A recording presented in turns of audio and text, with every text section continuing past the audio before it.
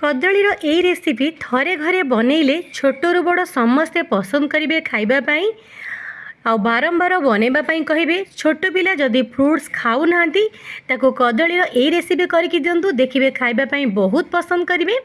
तो जदि आज रेसिपी आपण मानक भल लगे मो वीडियो को लाइक शेयर सब्सक्राइब करेंगे। यही रेसिपी कौन सब इनग्रेडिएंट दरकार चलतु देखने। नमस्कार मु रोजालिन मो होम फूड चैनल को आपण समस्त स्वागत करुच्ची।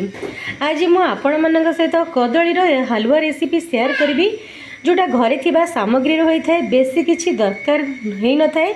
आपण देखिके जानि पारुथिबे ए कदली हलवा बनेबा पई एडी 5टी पाचिला कदली नेछि ता सहित गुड़ नेछि काजू नेछि। एई तीनटा जिंस रे कदली हलवा हमर टेस्टी बनिबो। तो चलंतु फास्ट आमे काजू को भाजी नेबा। गोटे कड़ी रे मु गोटे चमच तेल नेछि। तेल गरम हो गलानी एबे मु काजू को पकई देली। एडी काजू को भल भाव में भाजी नेबा। काजू भाजी हो गलानी एबे मु काजू को गोटे प्लेट को काढ़ी नेबी। काजू को मु काढ़ी नेइछि से कड़े रे एबे टिके पानी दे देबी।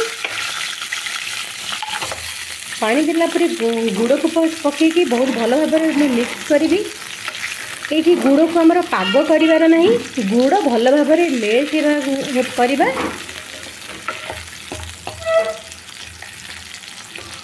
आपणी कदली हलवा चीनी रे भी करें गुड़ रे कले बहुत बढ़िया कलर आसी थाए से मु गुड़ रे करी। गुड़ भी एमती देहपाई भल होता है चीनी अपेक्षा। गुड़ मेल्ट हो गलानी एबे गुड़ को मु गोटे बाउल को काढ़ी नेबी। गुड़ मेल्ट करके रखीदेली। काजू भी भाजी हो गला। एबे हमें कदली को मु काटी देइछि। एबे आर गोटे फाइन पेस्ट बनैबा। यही पेस्टा बनैना बेले बिल्कुल भी पानी देबेनी सेमती बनैबे। तो चलतु आर गोटे फाइन पेस्ट बनईदेबा।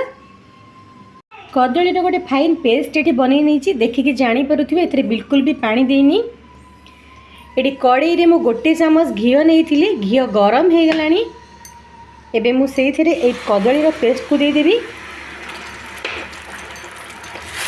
गैस फ्लेम को मीडियम करके कंटिन्यूअसली एमती चलेबे।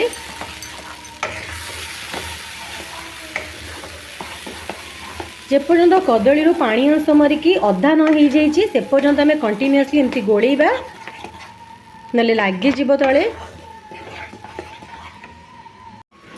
ये देखी पारुथिबे पानी अंश कम हो गलानी। एबे आमे सेथिरे मेल्ट करके रखिथिबा गुड़ को ऐड करिबा।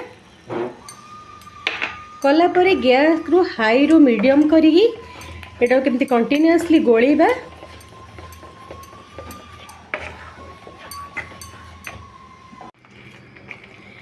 एटा हमर अल्प समय हबो। एबे आमे एथरे भाजी रखिथिबा काजू आ फ्लेवर पई गुजराती पकई देबा। पकई सला पर एमती गोळेई नेबा। जेतेबेले जानिबे कड़ई रु छाड़ी जाउजी तो सेतेबेले हमर हलवा हेई जाईची खाइबा पई। ये मु गैस को मीडियम करके कंटिन्यूअसली एमती गोलौची।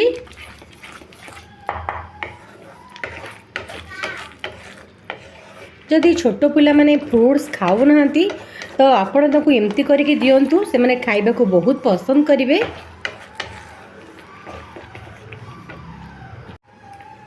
ये देखि पारुथिबे एबे कदलीर हलवा खाइबा पई हमर रेडी।